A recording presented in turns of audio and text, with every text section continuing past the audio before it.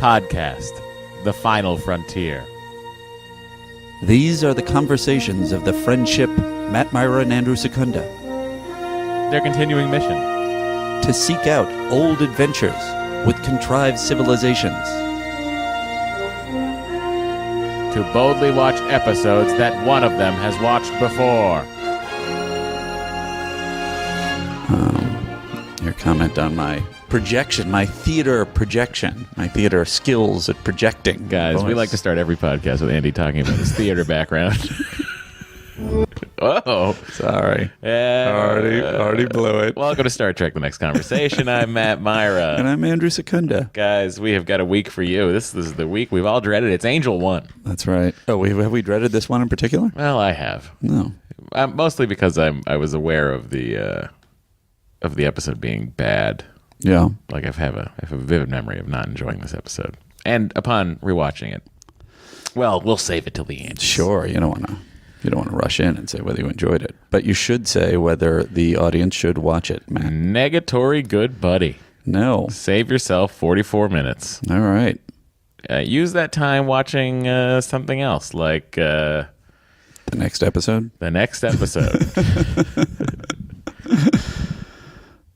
Did we decide what we're doing as far as the mail is concerned? I think we should save it. We're going to save the mail, guys. Interestingly, I asked last week, should we move it to the end? And then before we even received a letter, before we even aired the episode, we received a letter saying, yeah, it's a little bit, it slows down the show. So we're going to move it to the end today. Well, it's also, he does it for 26 minutes and then doesn't realize he's going so long. Is he me? Yes, he is you. Happening? You know what? I'm just trying to give voice to our dedicated fans. Well, I appreciate that, as do the fans, and you'll have a voice later in the show. We're recording this episode before Data Lore comes out, so if you're like, where are all the corrections for everything Matt got wrong on Data Lore? They'll be happening the following week. Sure. But this week, we are joined by production number 115. You're really going to disappoint them because they thought, finally, we're getting a guest. Nope. Soon, though. We'll do it soon. Sure. This episode aired the week of January 25th, 1988. Andy, what was the number one song? Matt, the number one song was Need You Tonight by INXS. Oh. He's got it queued up, folks. I think I know what you're talking about.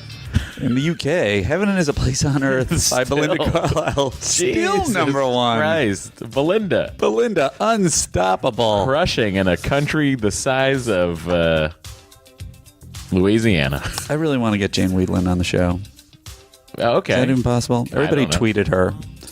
I want to start... Who tweeted her? No, I'm saying everyone should tweet at her. Oh.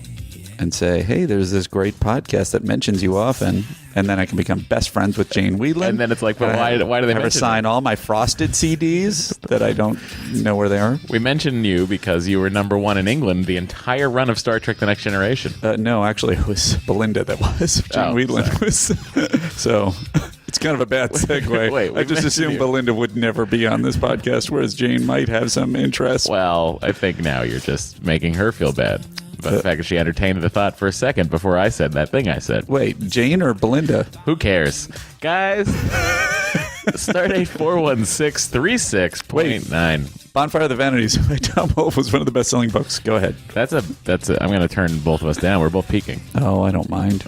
I know you don't mind, but if Andy wants to hear us, I can turn up the headphones for him and make everybody at home still have a pleasant listening experience. Okay.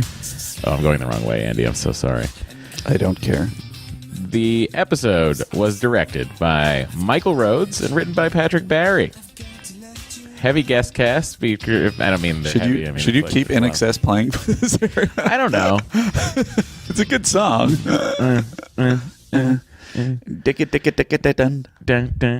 I have thought about having the ambient noise of the Enterprise playing throughout the entire podcast. That's a thought I had, and then I was like, no one would enjoy that but me. I have raised that question. You gave me a flat no. Well, I mean, guys, we're going to give you a little taste of what it would be like while we go through the description of the episode, and so you all know what you might be in for. Okay. Here we are on board. Guys, guest cast: Karen Montgomery as Beata, Ramsey, Sam Hennings, Ariel, Patricia McPherson, and Trent Leonard, John Crowfoot. What a fucking name that is. It's like a Hobbit name. Leonard John Crowfoot. I feel like he'd be a very good tracker in the Wild West. I'm sorry, this is Star Trek. The Ancient West. So here's the plot, guys. Searching for survivors from a freighter that's been missing for 7 years, the Enterprise visits the matriarchal planet Angel 1 and gets a frosty reception from its female leaders. Riker especially seems out of place as Yar and Troy handle the diplomacy. But he finds a more personal way to gain Leader Beata's trust. Survivors are found, and they refuse to return. They have taken wives from among the outcasts on the planet who don't like the status quo, dominant women and submissive men. Back on board the Enterprise, crisis breaks out as a virus from the holodeck... Yeah. I don't even know where to begin on this. From a holodeck file ravages the ship, and Starfleet wants a response to a reported Romulan incursion near the neutral zone. So do they... I know that it starts... with, well, I don't know, I guess we'll get into it. I know that it starts with Wesley throwing the snowball at Picard, but is that when it starts? I mean, or is that what it comes from? That's what they're trying to tell us. That's inane. Oh, boy. Oh, boy. Guys, back on board the Enterprise, they have to get to the Romulan neutral zone, but they can't because they're busy dealing with everyone's cold. The renegade women are discovered and sentenced to death. With their Federation mates as enemies of society, Riker wants to intercede and violate the Prime Directive by beaming the outcasts aboard. But with the epidemic in full swing, Crusher forbids it. Finally, both dilemmas are resolved. The Doctor finds an antidote to the virus, and Riker persuades Beata to forego the death penalty. She allows the group instead to be exiled to a remote part of the planet, and the Enterprise warps out to counter the reported Romulan activity, which, by the way, would have been a much better episode. Very much. What do you think about the ship noises in the background, guys? Let us know. Or don't. It calmed me. I do. I miss it a little bit. I feel like you should have that running in your house all the time. I sleep to it, as I've told you before. Wow. I put that in my headphones and I fall asleep to that. I actually go with the one from the quarters. I don't I feel like there's too much activity. No. Yeah, you don't want There's too much activity on the bridge. That gives your brain the sort of subconscious feeling of like, oh, there's stuff you got to do, Matt. Yeah, I feel like I fell asleep at my post. But you should be scanning. You should be. This is what the quarters sound keeping an eye on the engines. If you're wondering. Now that's delightful. That's the best white noise there ever was. Oh yeah, we're just humming through space, guys. Occasionally you hear someone use a replicator, probably to make some tea. I should give this guy props. This is the YouTube account Ender4, the number 4, Life. It is an ambient background audio sets from the Star Trek series intended for sleep relaxation, role-playing in your living room, and turning it into the bridge of the Enterprise. And we have used it. I've used it for all of its purposes. Sure. So, Andy, let's hear what the captain's log is. Captain's log, stardate 41636.9. As feared, our examination of the 7-year overdue Federation freighter Odin, disabled by an asteroid collision, revealed no life signs. However, 3 escape pods were missing, suggesting the possibility of survivors. Sounds cool, right? Sounds promising. We think we're on we're in for some sort of fun episode where they're looking for survivors, and we're not in for a fun episode. We're in for a garbage episode built around Angel 1. Angel 1 has evolved into a constitutional oligarchy. It is governed by a parliamentary body consisting of 6 elected mistresses and headed by a female they refer to as the Elected One. It sounds like my own planet. Except for the stupid Elected One title. It sounds like my old planet. What accent are we using today, Deanna? So, on the surface, I'm like, okay, a planet run by women sounds fun. Let's see what they're doing down there. Sure. And then you get down there, and it's like... It's just a male-female reversal and nothing else. Nothing. There's no twist on it. There's no... No, it's interesting. First of all, I have a lot of questions about where, because it feels like it's almost in absence of Riker making a stronger point that I almost feel like, because it's sort of like, oh, I think Riker's on the right side of things here, gender politics wise. But it's like he almost doesn't say enough when he's addressing the issues. Right. He kind of, I mean, I'll get into it later, but that's my main issue with the whole thing. Wait, so you're saying your main issue is that they didn't do enough with? I feel like they have the well, first of all, Karen Montgomery, who plays the elected one, Beata. A year before, I called her Beata. Whatever, it's cool. I'd be curious which one was right. I am Beata, the elected one of Angel One. Proven wrong immediately. I've never had something queued up so correctly on this show. It was an accident, but it worked out. I just got slammed. I just went up for a dunk and got rejected. But anyway, Beata, that's her name. Yeah, that's her phony made up name. She was played by Karen Montgomery, and I think it points to my issues with this episode. You don't have to turn me down. I do when you're going into the red. I do. Oh, the Sorry, red. buddy. You and the red. I promise. The year before, it'll all be the same level when we're done. She was in. Can you guess what movie? The year before, Karen Montgomery was in. What would be tied thematically?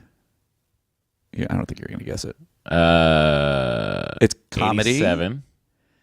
It's thematically tied. It's got some sexy moments in it. Sexy moments in a comedy. Porky's 2.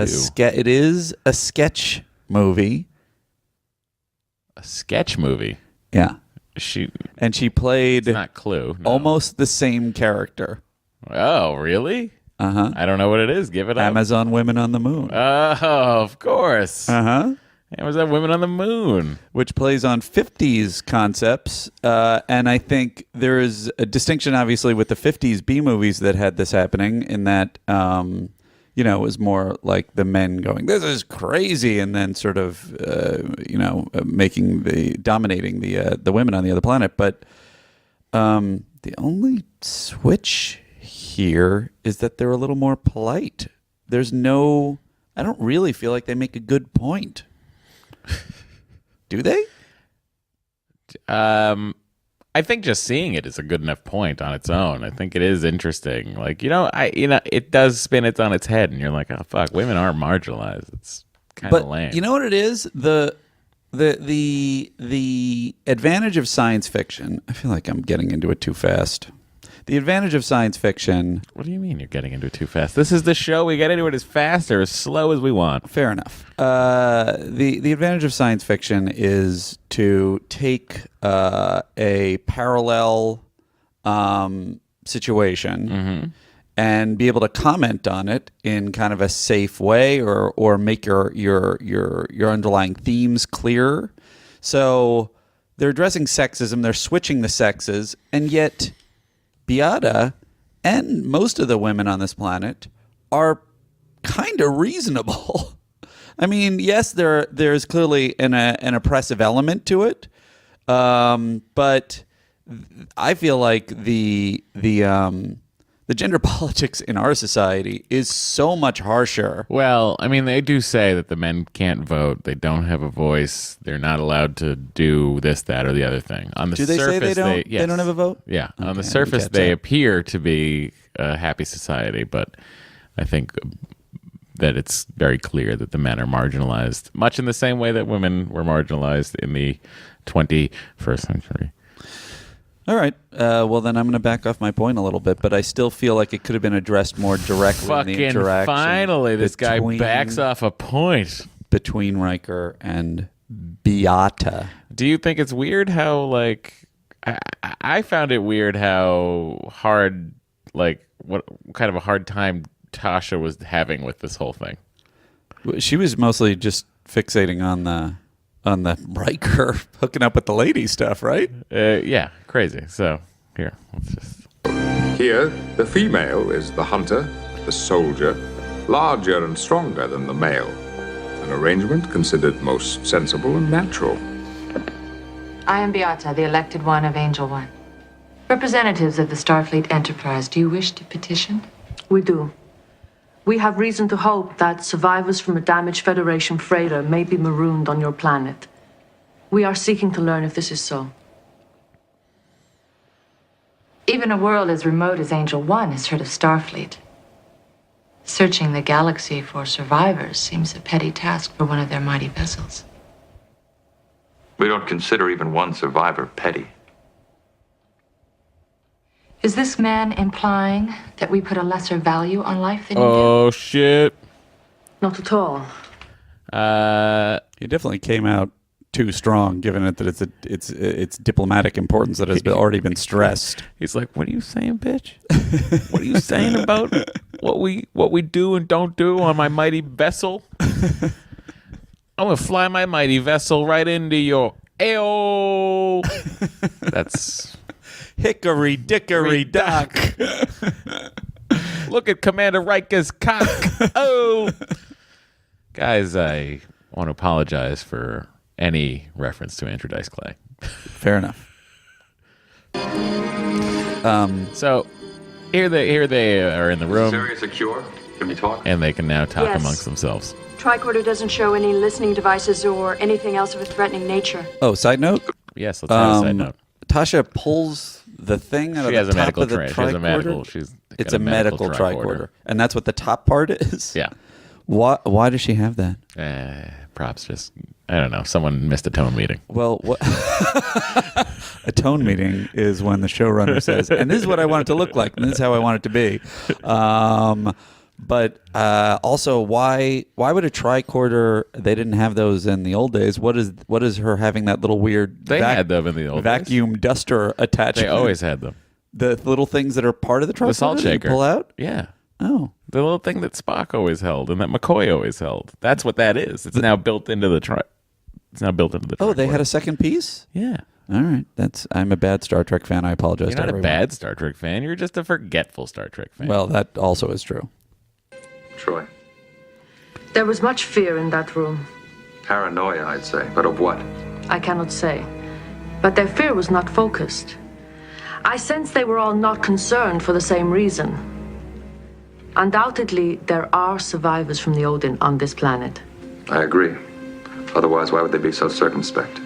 As Mr. Spiata is so fond of saying, good question. What do we do if they deny the existence of survivors? Let's not look for problems. Now, I guess should we play the incursion of the virus I guess it's funny to see Picard yell at him. or hear it because this is a I keep podcast. saying, Several see. battle cruisers have been detected near one of our border posts. They've requested our assistance as soon as... Quick switch to ADR after they got out of that turbo lift. Report, Mr. Crusher. We finished our ski lesson, sir. And it kind of just happened. On the Enterprise, Mr. Crusher, nothing just happens. What does Sounds that like smell? it constantly just happens. Yes. Slightly reminiscent of night blooming Drogni, Captain. From home. Quite stimulating, wouldn't you say? No. Why? I don't Why smell not? anything. A little congested. The snow. Don't let this just happen again, Mr. Crusher. Yes, sir. All right, guys. That's the It's a weird scene. That's the beginning of the virus that takes down the mighty vessel. Side note: Wesley and his friend, his extra friend. Yep. Terrible extra acting on that kid. Nothing personal if you're a grown-up adult and are listening. But he it's like hard waves for him. his hands in a weird couldn't- way when he runs in. He couldn't. He's like, he did. He "Yay! did when he ran into the holodeck. When he ran into the holodeck. I thought it was Will from No, behind for a it's the second, other and I guy. was like, "Oh, it's the extra." Yeah, and amazing outfits, future ski outfits. In the future, With you'll still headbands. need a headband. Sure, the headbands are what keep them warm. I mean, come on. It's funny how so many of the future outfits on this show seem more retro than the late 80s even. Like it seems like it harkens back to the 60s from the 80s I think that any projection of the future, or the 70s minimally. I think any projection of the future it's always hard. You're always hearkening back to either old future or you're trying something, and then it just reminds you of what it was like in the 50s. I feel like Stanley Kubrick did pretty well. In 2001: A Space Odyssey? Uh-huh. We didn't have to go that far. That wasn't 400 years in the future. Yeah, but those outfits still look like the future. Do they? A little bit. No, they don't. The ones with the no ties? I would love one of those outfits. Hey, does Bonobos make those? I'd like you to get one of those outfits and wear it around. That'd be great. So I want to play this. This is Data discovering perfume. And I thought, like any good observer of television would think, this was somehow related to the virus that it is not related to. Interesting. An alcohol-based synthetic artificially reproducing a floral scent. It's called perfume, Data. The purpose of which is... Certain cultures consider perfume an aphrodisiac. I'm unfamiliar with that term. An aphrodisiac is something used to stimulate or enhance sexual pleasure. How does stimulation of the olfactory nerves affect the enjoyment of sex? The elected one will see you now. It's Trent. Did they just do this to get him to spray it on himself? It does seem like an entire scene set up to have a dude spray himself with perfume. You claim And you that's it. intend to That's remove... literally all that happens in happens. that scene. That does not come back. That Other is than not anything to do with the The virus. hilarious Data not knowing what perfume is. By the way, like, it's just bad. The have the virus on board the ship Yeah. be like perfume, and to have that perfume scene completely unrelated to anything. Right. Is like a weird... It's bananas. Yeah, that's true. But I mean, of course, as I often could have do... saved them 3 hours of a shooting day. I think it took, it probably did take that long. Although they tend to shoot in a lot of wides, so maybe they rush do. through a little bit more. But you know what's weird on Star Trek is because it's 4x3. yeah, I always find it just they stand so close to each other on the bridge when they're talking to each other, and they're in that two shot. Like Yeah. Riker and Picard are like practically touching noses. not as much as they did in the first few episodes where it was completely bizarre. No, like everybody looked like they were always about to make out. Stay tuned, buddy. It happens throughout. Oh, really? But wait, before you go on, Yeah. the main thing that bothers me about this scene, as I've complained about before. Andy, are you trying to play something and you can't? I'm a terrible person. Never gonna get old. I really hope so, because it seems like it's never going to go away. Andy's common complaints. In stereo for the first time ever. And this one scene is a perfect example. They build the whole scene to this, what we call a scene blow in comedy parlance, which is the punchline at the end of a scene. And it's just a dude spraying himself with perfume. Well, and nobody even there to witness it. So it's just the audience going, "Oh, that guy just sprayed himself with perfume." It's like, yeah, like cologne. It's just, although I got to say that character Trent is really an amusing presence. I like him. I also wonder how tall these women are and how short these men are, these extras. In reality. Yeah. Yeah. So, because no woman could be that tall. That must be an effect. No, I'm just wondering if they just got. I wonder if those guys are. For instance, my question is: are those guys 5'2" and the women are 5'8", or are the guys 5'5" and the women are 6'2"? I assume. I mean, if she's playing an Amazon Karen woman Montgomery, on the moon, she's minimally, probably 6 feet tall. She's got to be minimally 6 feet tall, if not taller. Well, if you're out there, Karen, I think she email us your height. I think she passed away. Oh.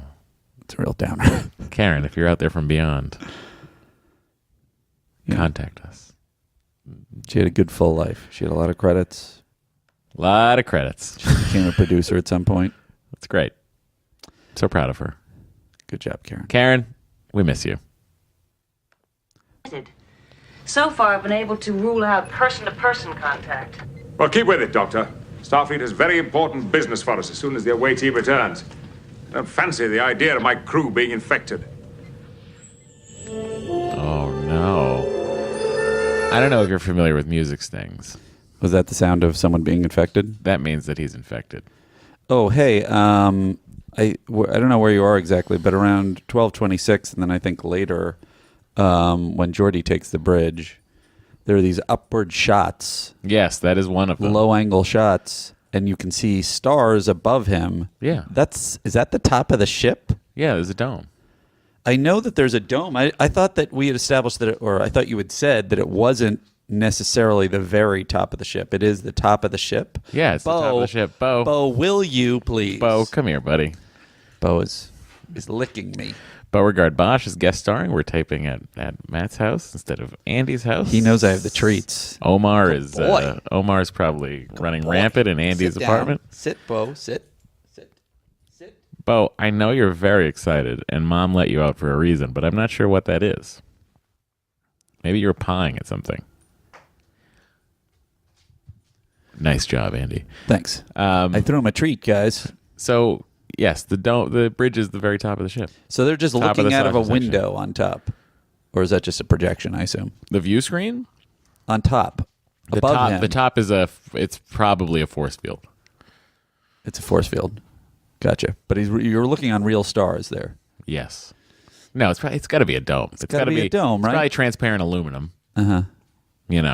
Invented in in 1986 San Francisco. If any fellow geek out there knows what it is. It's transparent aluminum. I know. Don't try to get some other geek in on this. Maybe. Don't try to do Just it. It's saying. transparent aluminum, guys. We'll see. We'll just see. We'll see. But it's a dome. Beata You can look was out her into the name. top. And then the ship, the view screen on the Enterprise. That's a projection. That's a projection. And then the view screen on the movie ship, 2009 JJ verse, is glass. That's crazy town. Yeah. Why would they have invented that in that timeline? Invented what? A worse a way of glass- doing it? Yeah. Where you can't zoom in on anything? I don't know. They don't. They must be able to zoom in. I'm sure they can. No. You can put things on that screen, but at the end of the day, it's glass. Fair enough. So, there is a virus ravaging through the ship. This is a heavy B story. A very heavy B story. Are you? Where are you up to? I got to think of 13:15. 13:15. We're talking about when Picard tells Geordi to break orbit and scan the surface. Right here, buddy. Bridge to Captain Picard. Go ahead, Lieutenant. The away team requests that we scan the planet's surface for traces of platinum. Have Mr. LaForge break fixed orbit and initiate a search pattern. Aye, Captain. Geordi? Search pattern initiated now. Okay. They look at each other like, oh boy, some heavy shit's about to go down. It's a weird look. But it's like, a search. They're just scanning. Yeah. Right? And it's also like the look from like And the music backs it Worf up. is like, you fucking kidding me? Right. Like, what? A scanning? Like, What it seems like Worf has just realized that the blind guy is driving the ship. Well, if that's what it is, then I kind of respect it. It's like, oh, shit. Can you do that? Because Worf's rarely at ops, you know. I didn't realize you were next in command. Data's, I don't think anyone realized that. I like when Geordi. I mean, he is the Geordi next takes highest the bridge, ranking. and he loves. It should be the chief engineer, he's easing honestly, in. who's in charge at that point. Yeah. Unless Argyle's sick. You think Argyle's sick? He might be driving his cab in the 40s. Let's listen to Captain Picard get It's quite told. unnecessary, Doctor. he's I'm sick. fine. You're infected with the virus, Captain. In my opinion, you are no longer physically able to effectively command this vessel. That is ridiculous, Doctor. I have an away team down there in less than friendly territory. And in addition, I have an appointment with several Romulan battle crews. You have an appointment in your cabin, Captain, with your bed. Is that an order, Doctor? Yes. I think I may sneeze. A Klingon sneeze? Only kind I know. What is that? That's some fun banter What between is the that? two of them. That is not good banter. That's It like means nothing. I just love to see them trapped together on an away team planet. LaForge, you have command until further notice. Please, make the proper ship's log entries. Aye, sir. Easing into the captain's chair now. Oh, yeah. He is erect. Scanners indicate a platinum trace. Well, Should I his notify the away mom's a team? captain, so he's probably pretty happy. Make it so.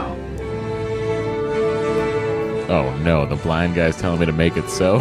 This is a mechaphile's dream. That's what we're watching here. Getting to take control of a starship. Because that's about as close as he's going to get to having sex with it. Speaking of having sex. Oh, by the way, are you at 1950? Because that might be later. Or did you... That is later. Okay. Would you like to stay on the B-story theme? Yeah, do whatever you need. No, that's all right. Here we go. My 1950 is just a nice... It's Be advised. You have the bridge until Commander Riker returns. Engineering reports, computer map. Klingon sneeze. I'm sorry. That's what it says in the Netflix Getting sick. captions. I'm Literally sure half the ship Klingon knows sneeze. that by now. Report to sick bay, Lieutenant. Engineering to bridge. LaForge here. The computer won't accept the variant climate controls. On my way. With all respect, Lieutenant, there are people to do that job now. LaForge to engineering. Lieutenant Wong knows that system. I'm sure she'll be able to resolve all problems. Worf? Thanks for the advice. Now that's a moment that is extraneous to the plot that I enjoy and is character illuminating and is a nice connection between Worf and Geordi. I 100% agree. And illuminates their relationship and how tough-skinned Worf can also be supportive, and Geordi's problems with seeing himself as valuable in control. In command. However, I am confused as a new viewer of why does Geordi has to go down to fix a lot of things when they have people like Argyle anyway. Right. So what is his position? Well, Geordi's in command. He's in the command division. He's wearing a red uniform. I almost called it a jersey. Yeah. So, I don't know. Also, between this season and next season, he gets a 2-rank bump. Yeah. He skips, he's Lieutenant Junior grade right now. He skips that, goes right to Lieutenant, and then, boom, Lieutenant Commander. He's Lieutenant Commander. Yeah. I don't know how he did it. It's pretty valuable, though. He seems to know more than everybody else, even the people with superior ranking and positions. It seems like nonsense, like that they didn't let him be the chief engineer from the get-go. Because they wrote him like the chief engineer. I assume it was to keep him more on the bridge. I think But why would you do that when you know how essential Scotty was in the original? Right. Like, he was part of all the plots. And there's an engineering station on the bridge. Scotty's was on the right of the turbo lift doors, and he was up there constantly. And it's very strange. And in addition to that, all of the engineers the chief engineers that they've established thus far are completely superfluous, and they don't really seem to care about them plot-wise. Yep. I mean, except Argyle, who we love. Except Argyle. Because he's got a great beard. And a great New York accent. To interfere in the domestic affairs of other societies. But you can interact. Of course. Otherwise, how can we learn? Is that why you're here with me tonight? To learn? Yes. About our society? Yes. Well, in our society, it is the men who are the fortunate ones, enjoying all life has to offer. Why we women devote ourselves to the obligation of making life work. In our society, we share the responsibilities and the pleasures equally. Which is why I'm able to be here with you while the women of the away team go to find Ramsey. You have to remind me to thank them when they come back for giving us this time. Putting the hair through the chest. I mean, the hand through the hair on the chest. Yeah. That would be a shaved chest today, wouldn't it? You resist. I don't know. I feel like the 80s Don't you find me attractive? definitely was more of a hairy chest era, but Yes, I find you very attractive. you've got your, Hugh You Jackmans that attract me still like have no it. man ever has. It's true. It's not my function to seduce or be seduced by the leader of another world. Isn't it? It's not the reason. No, it's not. But will you still respect me in the morning? I hope so. I think I hope not would have been a funnier line there.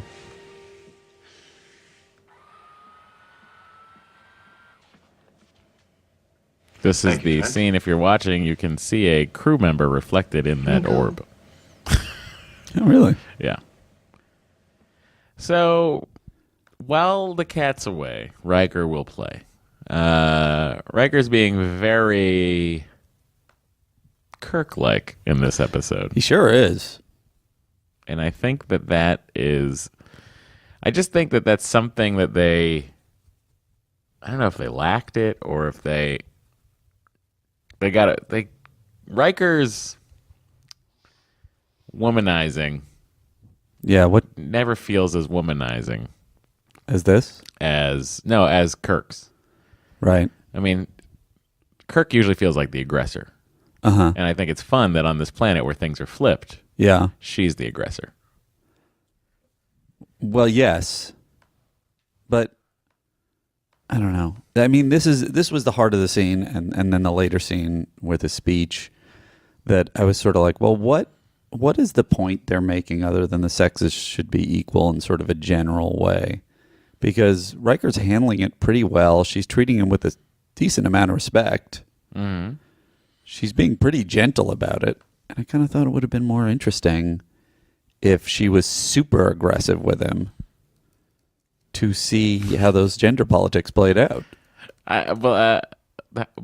What do you mean? I don't know. Like aggressive inappropriately in the way that women I think have to deal with more in our current society. Mm.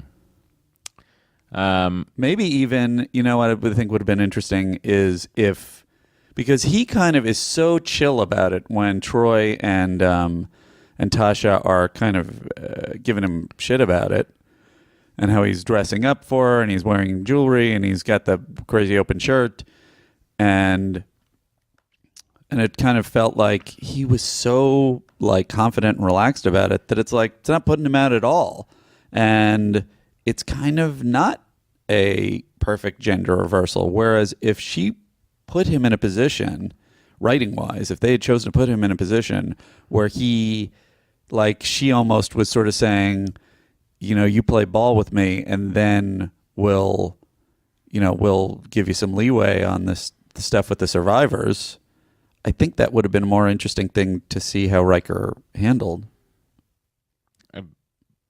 I agree to a point, but I feel like this episode is ham-fisted in many different areas, with the medical crisis on board the ship, with the fact that so in the production draft of the script, the virus that is contracted by everybody was from a school field trip to a planet. Right.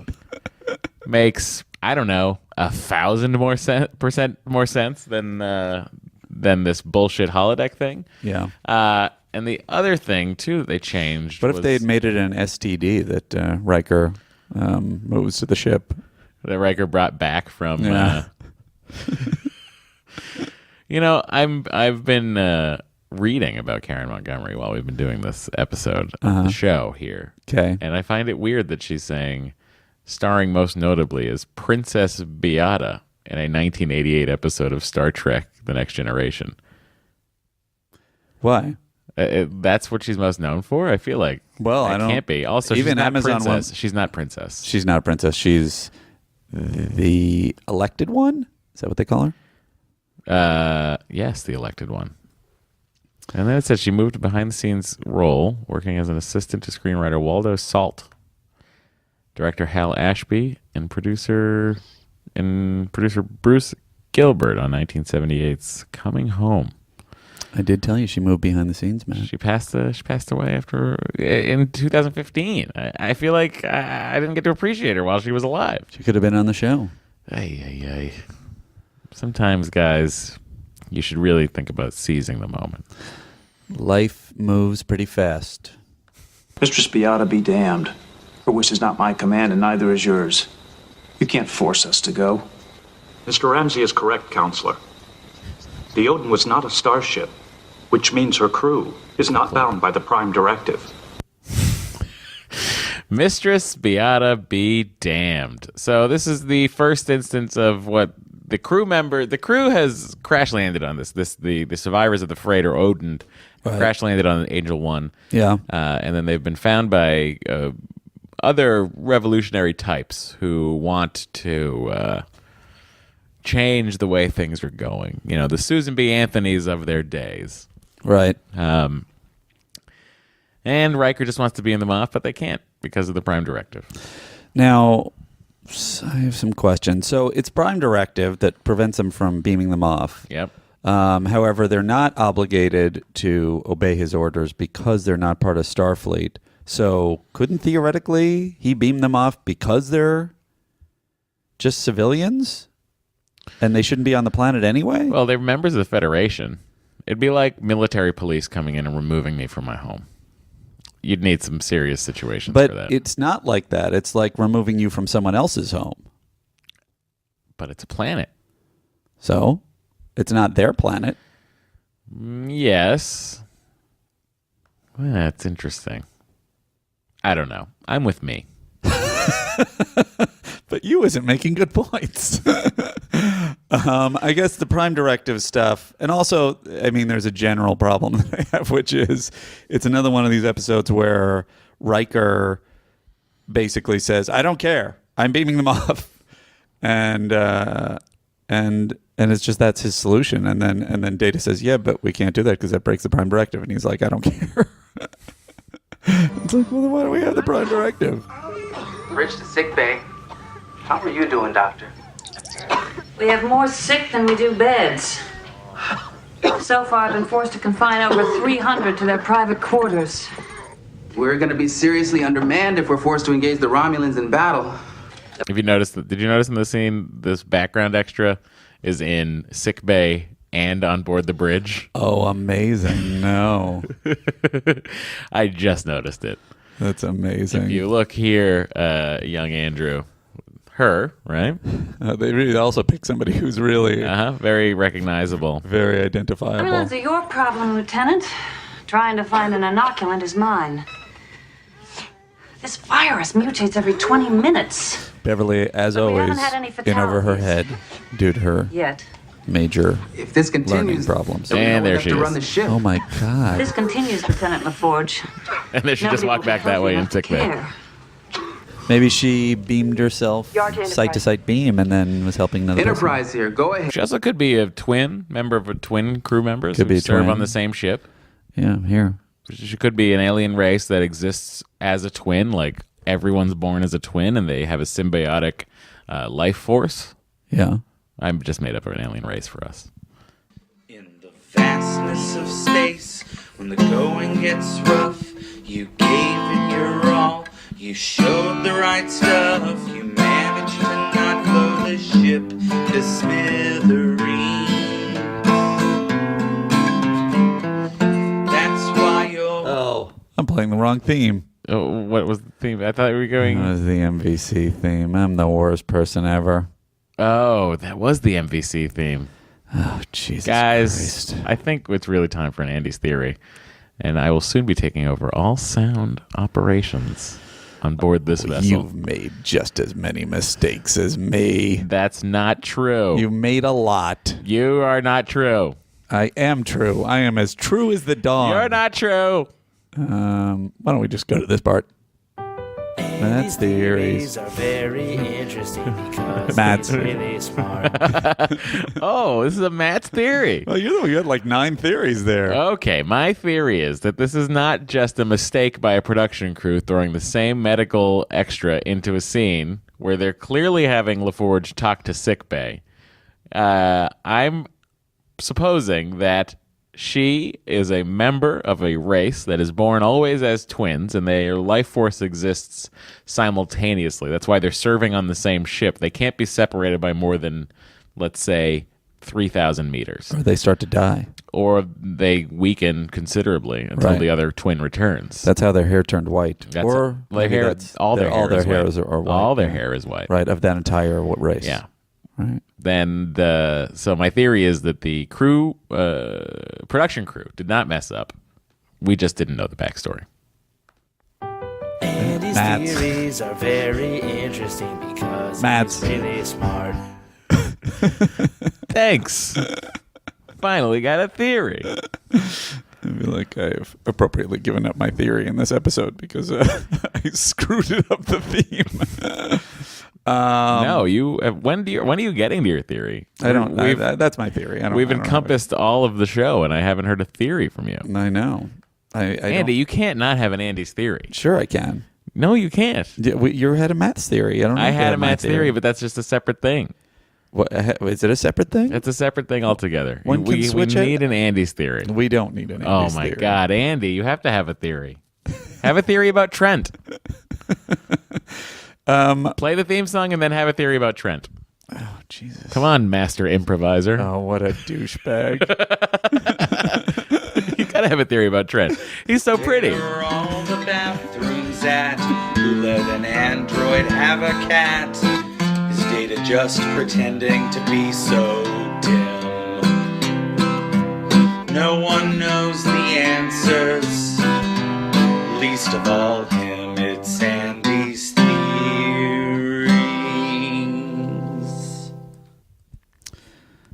I think Trent is actually a lady, and the entire gender politics on this on this planet are broken.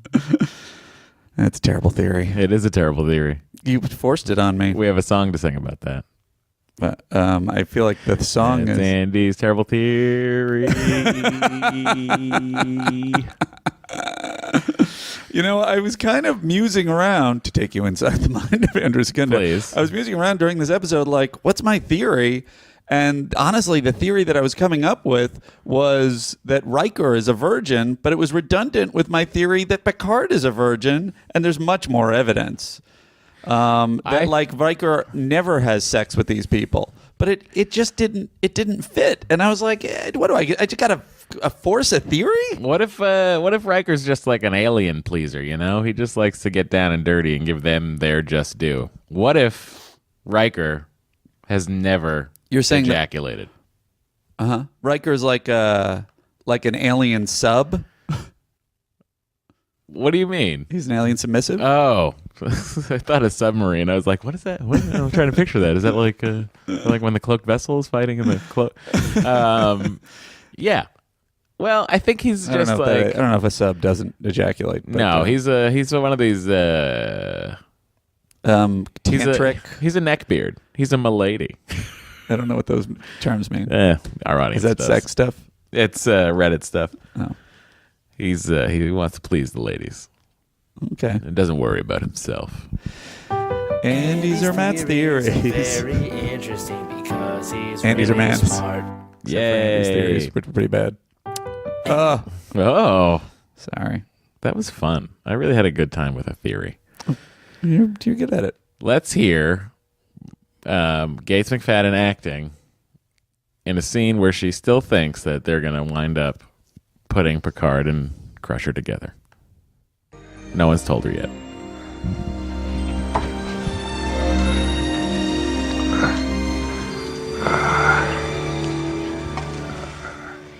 It looks horrible. Tastes worse. But it's absolutely guaranteed to make you feel better.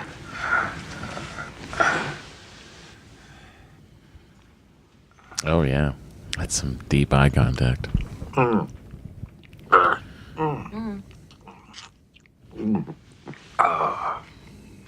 I knew you'd like it. Weird. Are you wearing cologne? Like something I smelled earlier, something Klingon. Lieutenant Worf and I detected the same scent when we bumped into your son at the holodeck. It's that smell. That's how the virus travels. An airborne particle whose sweet scent inspires deep inhalation. And once inside the body, becomes that damn virus. Uh-huh. I have work to do. All right. All right, so now she knows it's airborne. Excuse, Doctor. I have a couple of questions, and I actually this isn't a new theory, but it ties into both my old theories. The virus. Oh, here. Andy's theory. The virus starts from whom, Matthew? The host. No. Patient 0. Who is patient 0? Oh, where did this virus begin? Yes. Who started it? Was it perhaps Wesley an Crusher? evil genius? It was indeed Wesley Crusher. Are you saying that he knew the holodeck protocols were still broken from the Big Goodbye Week, and he went in there and was like, I can turn the safety protocols off and make a real virus in here? 100%.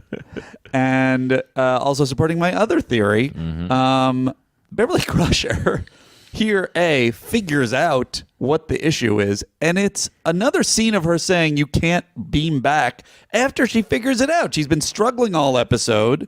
Well, there's still a chance that she might not get to the cure in time. But she's talking in the later scene like, you cannot beam up. No way. Yeah, because the ship should be under quarantine. I just feel like as soon as she realizes she can't let everybody up, then everybody will be sick. Then there'll be no one left. As soon as she realizes it's an olfactory transmitted disease, that should be the moment of, that's it. And that's the way it's presented, is like, that's the answer. And then she rushes off, and the next time you see her, she's like, I can't do it again. Well, she has to know how it's contracted so that she can begin to find a cure. Yeah, well, I guess I'm saying that someone without a learning disability would have been able to piece it together You're faster. saying a chief medical officer of Board of Federation Starship without a learning disability would have figured out how to do this? Yes, and then a nitpicker side of it, she smells the Klingon. She is infected. She smelled it. That's a good subtitle for this podcast. Star Trek: The Next Conversation: The Nitpicker's Guide to the Galaxy. There is a book called The Nitpicker's Guide to Star Trek. It's a good title. But she smells the Klingon smell. She's therefore infected. I don't believe they ever even show her having any issues. Well, let's hear it. It's Crusher here. Must be worse up there than we thought. Zing. Fucking zing from Tasha Yar. Is it a zing? Crusher here? Must be worse up there than we thought. They're like, "Alright, the fucking thing." It's true. It's a fucking burn. That's a chief security officer burn. That is true. On someone that outranks her. Snap. It's amazing. Oh, Jesus. Doctor, where's Lieutenant LaForge? He's right here, but he's in bad shape. I can do it. I can just put me back in the captain's chair. I'm not finished being the can't allow captain it. of the Enterprise. This virus is totally out of control here. Doctor, these people are facing their death down here. They might be facing the same thing up here. Until I have a better idea what I'm dealing with, no one can beam up. Send 2 shuttle down. I'm sorry, Will, but you must wait. Sorry. Understood. Doctor? Doctor? Does this virus have any effect on Mr. Data? Doctor? No. Not likely. He's a machine. Oh, sorry. You're going back there alone. It took them all I want this you to get time. the Enterprise into the neutral zone before it's too late.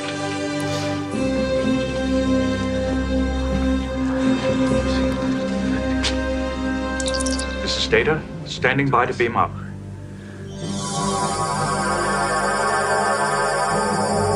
Oh, yeah. There goes Data. Okay, so my first question is, they should have. I mean, it's not a question; it's a statement. Obviously, as soon as this thing started happening, and they were saying they were running out of crew, I was like, "What? Why aren't they just sending Data up? Are they going to establish that he can get the disease? Nope, he can't get the disease. Just didn't occur to anybody." And then the second thing is, and so you can address this. Fucked up in the Naked Now, right? Yeah, he does. Makes no because sense. my physiology is more similar to yours than you think, Captain. But it's not, as Argyle approved. Oh, that's true. That's right. Because she was just sort of standing around when the surgery on Data was happening. And then my second thing is more of a question for you, Matt. Can't Data kind of handle the bridge against the Romulans if need be? Go into a full firefight with the Romulans and just he thinks and works so fast that he'd be able to handle everything from one con? I think he could operate the ship like that if he wanted to, yeah. So the whole thing but is then we're he'd have problems like short-handed. they need people at battle stations, they need people in the torpedo bay, they need Do people, they? I think they do. They have to load the torpedoes. Let's say something happens in the torpedo bay, like the torpedo shoot. Right. What do you call Who that? left a shoe in here? The torpedo tube gets out of alignment or something, and they have to manually load a torpedo. Data can't be down there doing that. Look at all the crumbs in here. The torpedoes can't launch. Argyle. Oh, sorry. I was hungry. Have you seen this pastrami from Angel 1? I got this from Katz's down on the Lower East Side. Of Angel 1. Every planet's got a Lower East Side. That's what they don't tell you in the academy.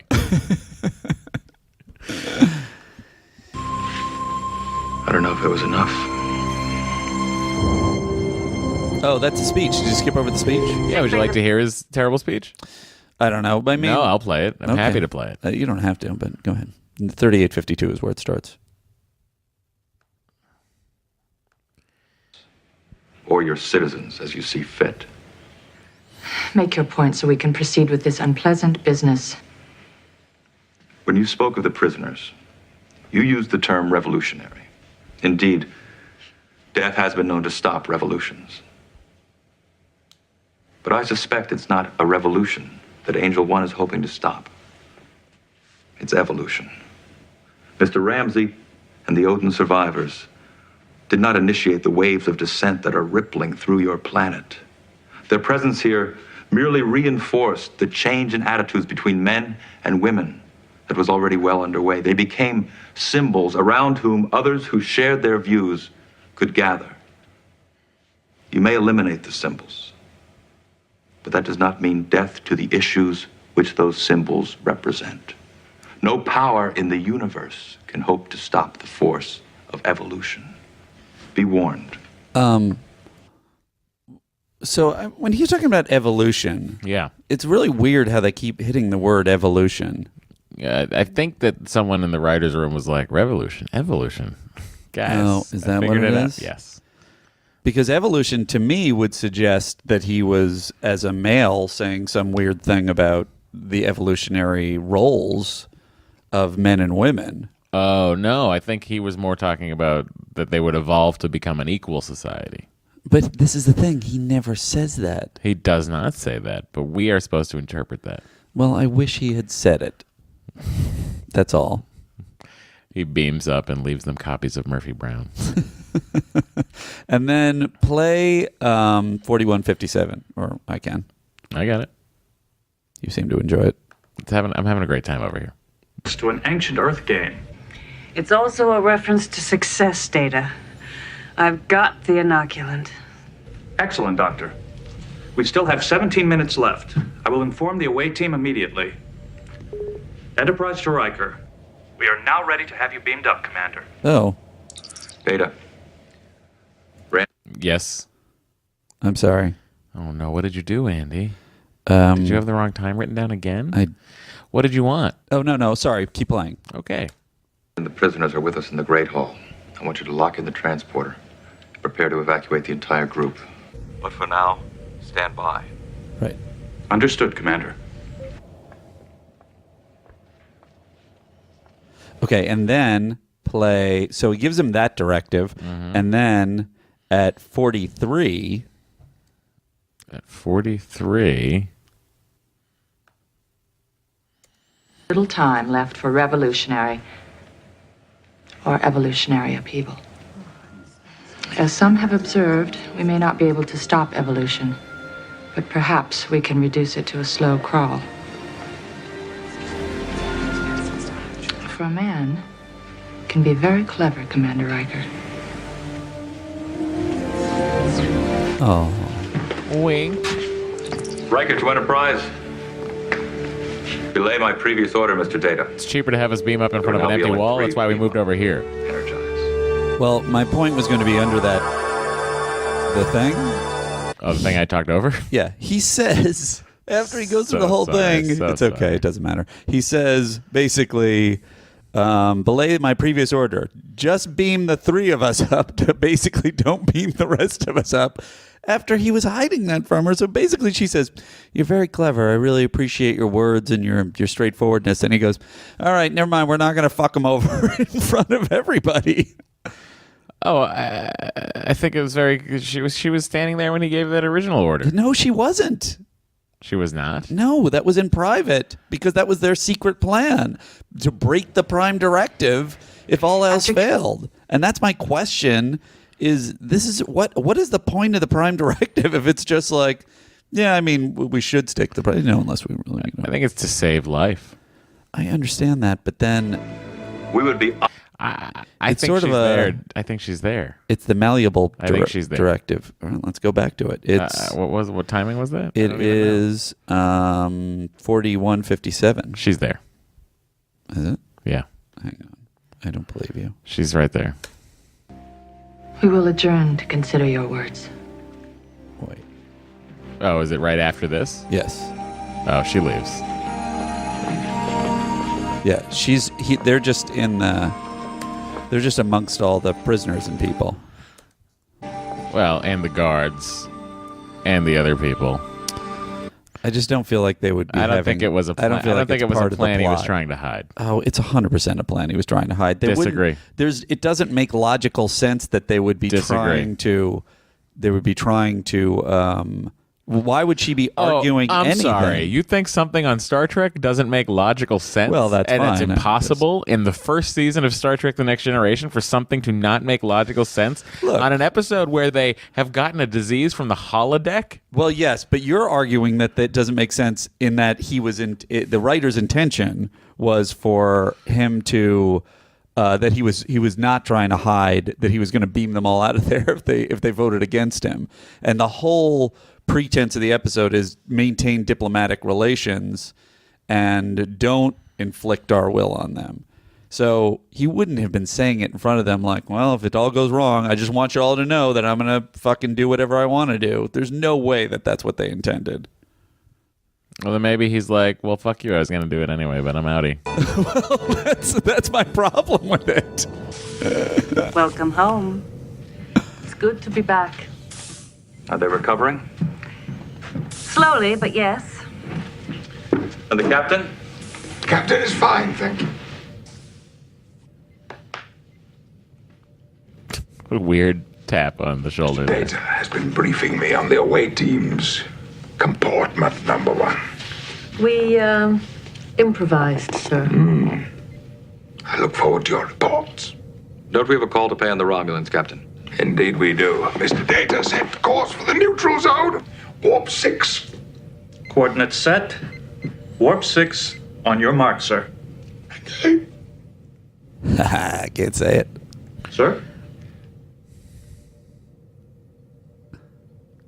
Engage. Why did they go at warp 6, Matt? Do you have any idea? As opposed to maximum warp? It's a steady cruising speed for the ship's engines. You're not taxing it too much and on your way into battle. I'll accept that. Did you just come up with that? Yeah. Yeah, that's a reasonable explanation. I'm just here to just come up with things. Guys, it's time to talk about who the MVC was of this episode. Do you need to hear the theme again? Oh, I think we do. You know what we can do? Because one time someone said we were very Morning Zoo-like, and I want to keep that going. Well, I can play a different theme anyway. Oh, no.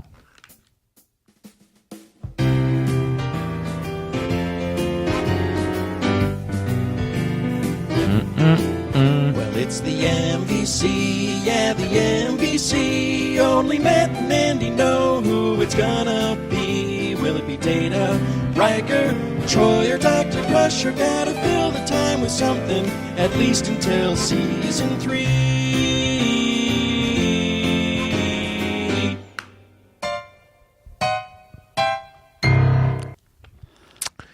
Well, Andy, I've given it careful consideration for this episode. Yeah, I'm curious. There's a lot going on. Sure. 2 heavy stories. I would say it's a dual A story in this episode. Uh-huh. I have to give the Most Valuable Crew Member award to Dr. Beverly Crusher.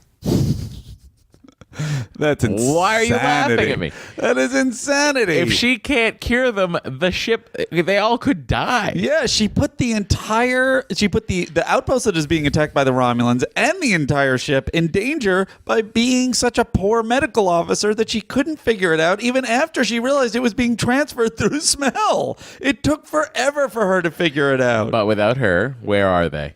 I feel like McCoy would have had this. They're dead in orbit of Angel 1. McCoy would have had this solved in a snap. To me, this is a face-off between Riker, who gives the mumbo jumbo speech at the end, and sleeps with Beata to try and make stuff make the diplomatic smooth over the diplomatic edges. Yeah, that's what he's doing. And to get his Riker on, and Data, who he's the one who really saves it. Hang on a second. How does he save it? Here, let me play how he saves it. I don't understand what's going on, guys. Andy's clearly wrong. He's not thinking big picture. He's thinking tiny picture. Hang on, 30. He's thinking tiny 4x3 picture on a phone or a computer. 36. Andy? Yes. Hang on. Just one more second. I don't understand what you're trying to do now. I'm trying to play a little moment. All right. Here we go. The elected one will not look fondly upon you. Enterprise? Good old Trent. Riker. They're still here. Riker here. Data, I gave you direct orders to get to the neutral zone immediately. Explain the delay. To be precise, Commander, you ordered me to reach the neutral zone before it is too late. After relieving Lieutenant LaForge, I computed the length of time the border outpost and the USS Berlin can safely withstand a Romulan attack, deducted our time to destination at maximum warp speed. That leaves Dr. Crusher 48 minutes to develop an inoculant to the virus. Which means there's still time for us to do something. 48 minutes. 47, sir. Perhaps, Data. Perhaps. Thank you for following my orders so precisely, Data. On second thought, Trent. So we would be honored to witness your moral imperative in action. You're giving it to Data because of that? Trent looks very flustered. They weren't even going to go and give a speech until Data called them and told them, I'm hanging out until you. They were going to give a speech because they weren't going to go. Data left. They weren't going to attend. They weren't going to beam out to the ship because the ship was still full of sick people and a virus that was uncured.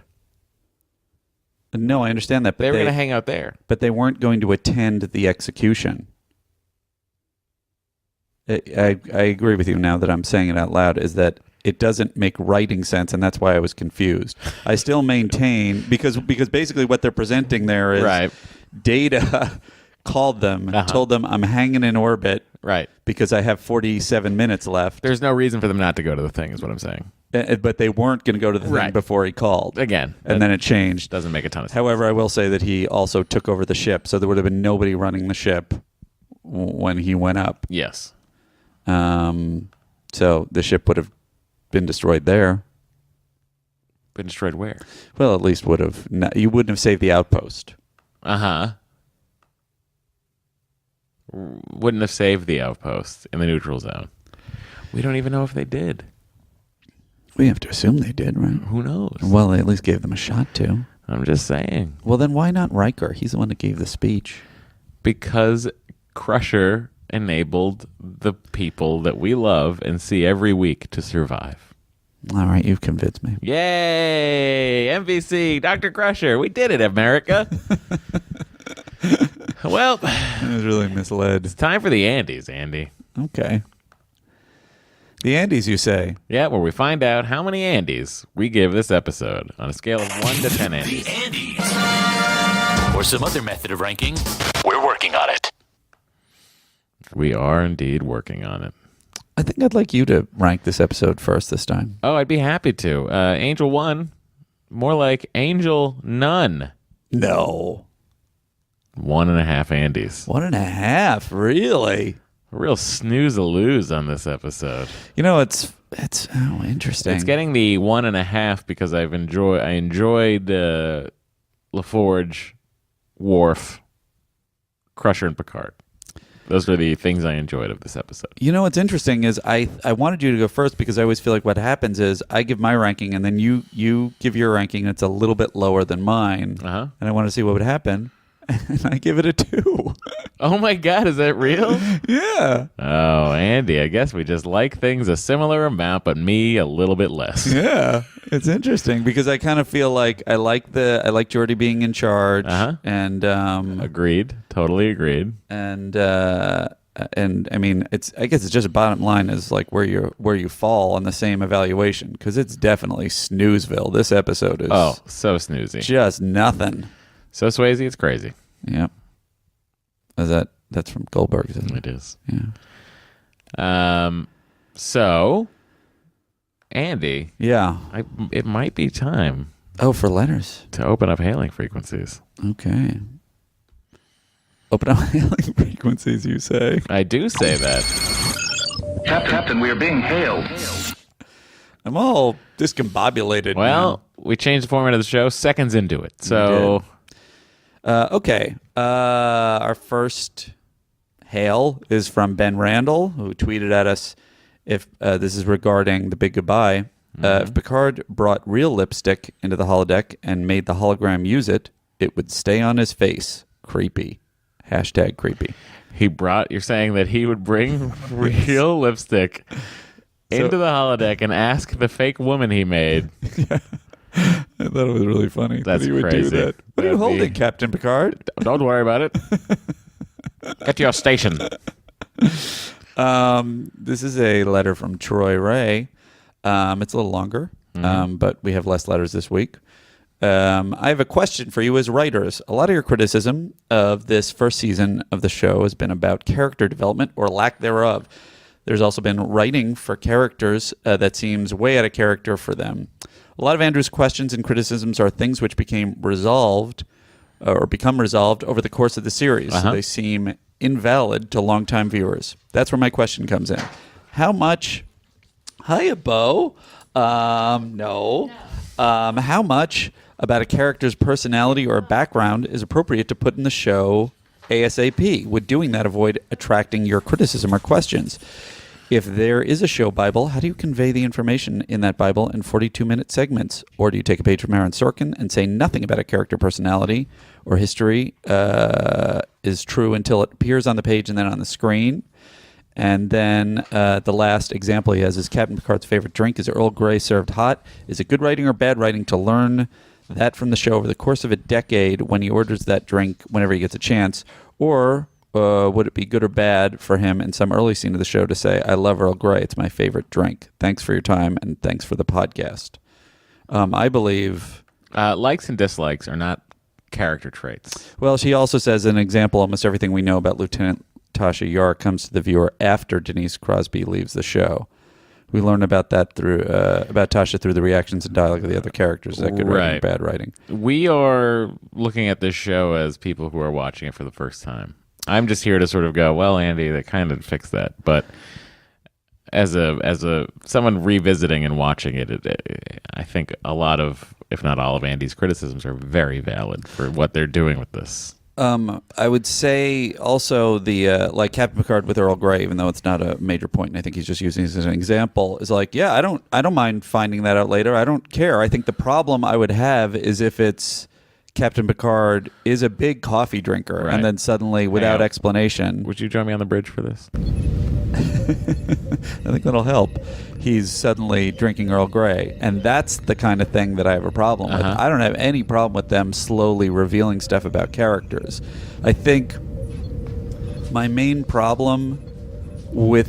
And I think it may have been a problem I had with the characters... in general with the show and why I was less interested is I feel like they had less sharp, active characterizations until as we're going. There's some that are built. And I feel like you need a certain amount built up to give the show dramatic momentum. I agree with you. Thank you.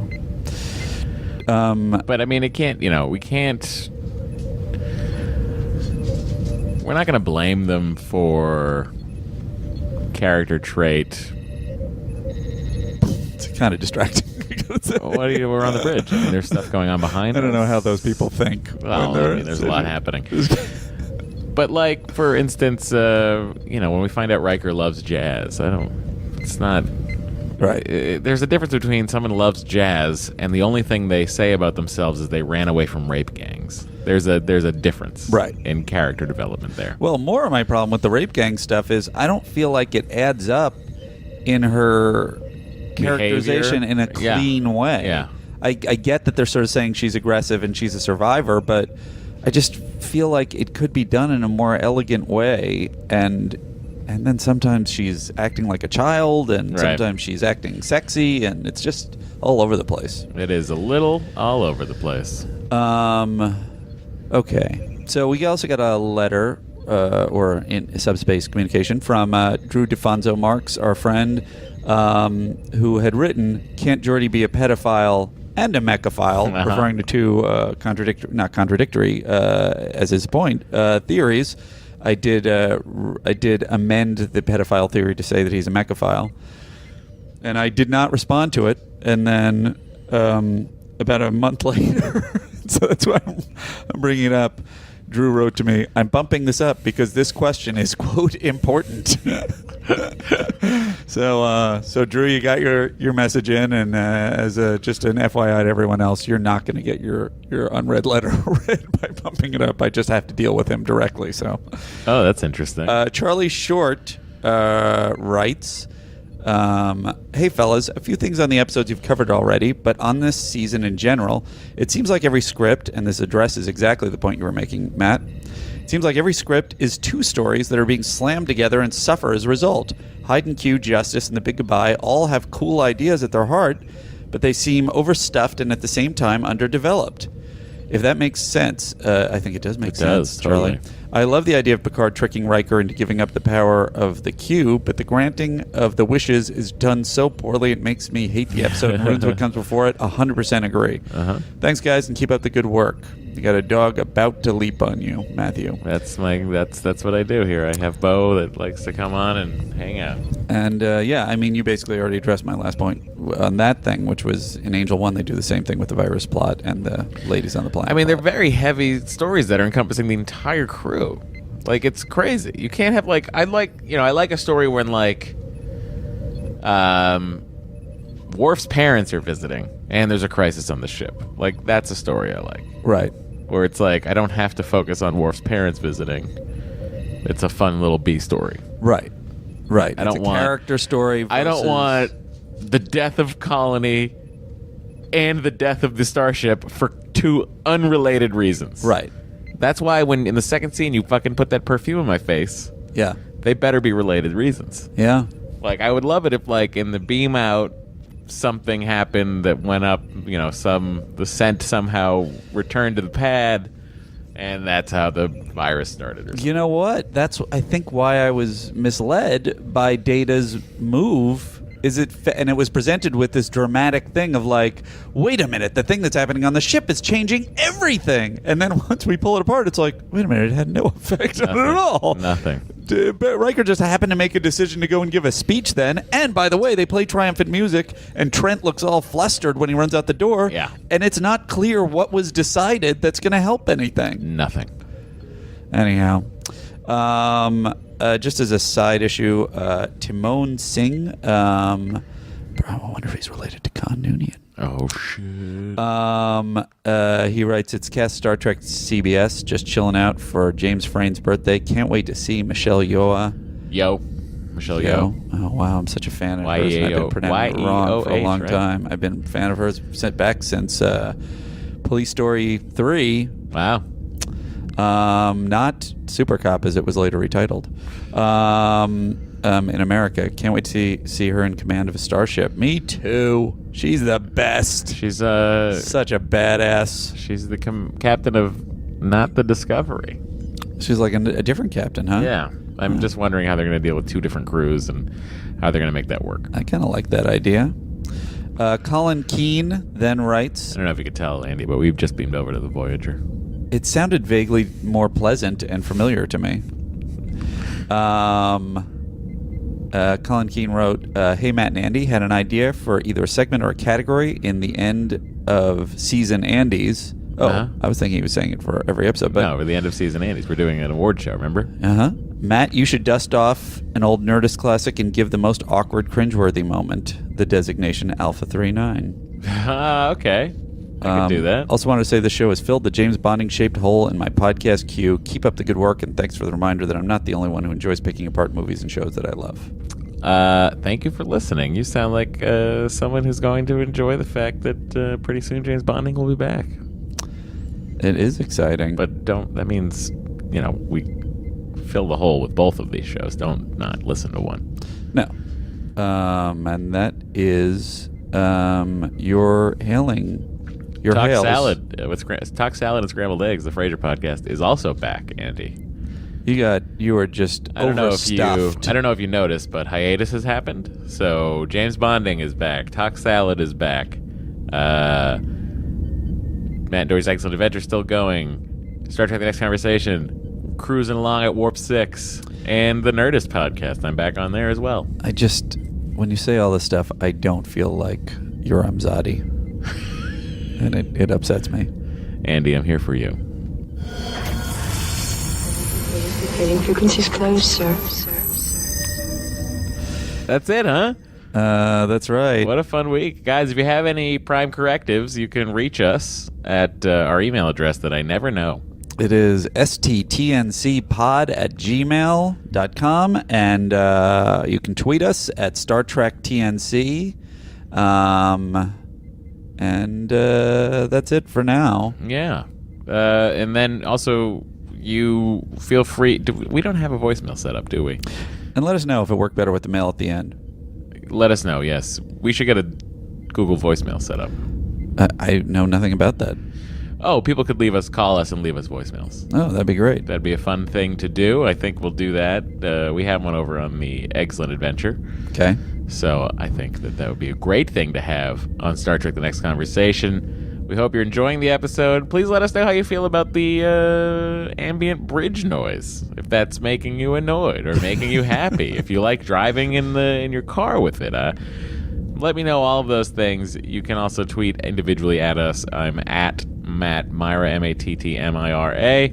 And Andy is at Secunda, SECUNDA.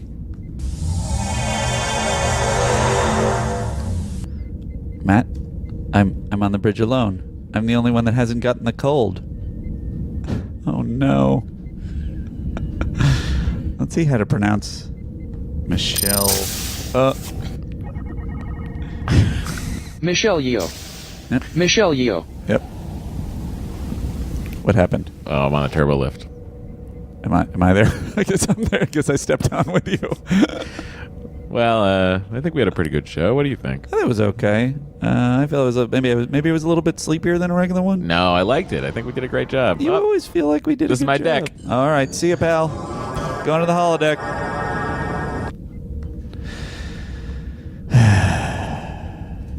I think I'm going to go to the transporter room. Oh, site-to-site transport. Disengage.